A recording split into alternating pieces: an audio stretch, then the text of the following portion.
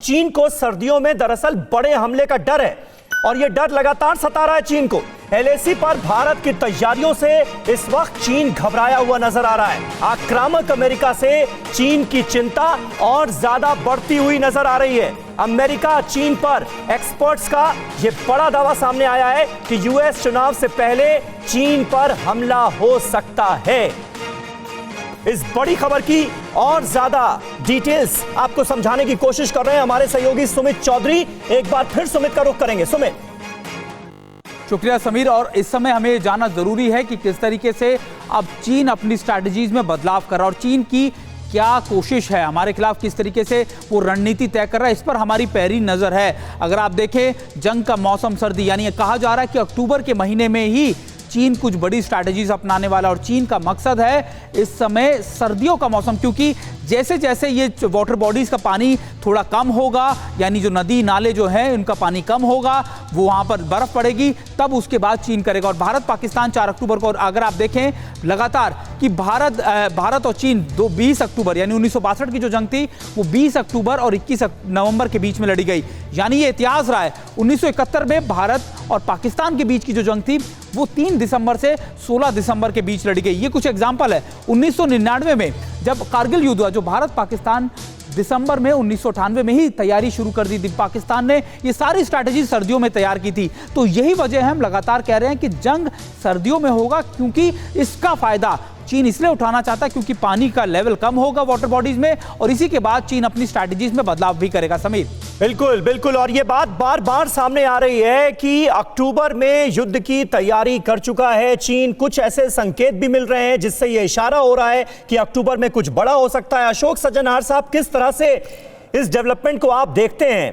क्या ये सर्दी पूरे विश्व के लिहाज से जिस तरह के आसार बन रहे हैं भारी पड़ने वाली है क्या? लगता ऐसे ही है, क्योंकि जो सेबर रैटलिंग कर रहा है चीन, मैं समझता हूं जो ये केवल सेबर रैटलिंग है, क्योंकि जैसे मैंने पहले कहा जो ये साइकोलॉजिकल वॉरफेयर, उसी से वो डराना चाहता है। देखिए अभी तक हम चारों तरफ देखते हैं, जो कुछ भी चीन ने पाया है, जो भी उसने वहां पर, चाहे साउथ चाइना सी में है, ईस्ट चाइना सी में है, कहीं पर उसने लड़ाई नहीं लड़ी है समीर। उसने केवल अपना शक्ति दिखाई है। शक्ति के प्रदर्शन से उसके जो विरोधी हैं उसको उन्होंने नीचे लाए हैं। भारत के विरुद्ध भी वो यही करना चाहते हैं। केवल एक शक्ति के विरुद्ध वो नहीं ये करना चाहते, वो है अमेरिका, क्योंकि अमेरिका से वो डरते हैं।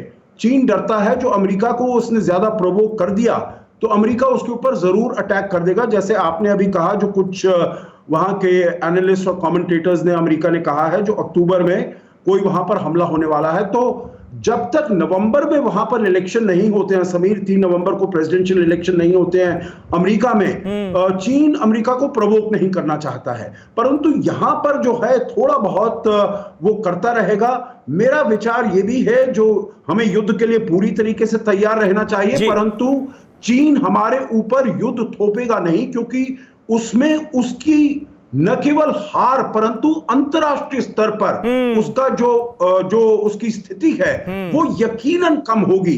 तो इसीलिए मेरे विचार से वो इतनी ये हरकत नहीं करेगा, क्योंकि अगर उसको इंटरनेशनली अपनी बिल्कुल जंग के आसार कम है, जंग जैसे हालात बनाते हुए लेकिन मुल्क नजर आ रहे हैं। खासतौर पर चीन का जो रुख है वो पूरी तरह से ये नजर आ रहा है कि किस तरह से दबाव की रणनीति को आगे बढ़ाया जाए, जंग के हालात पैदा किए जाएं, जंग ना की जाए।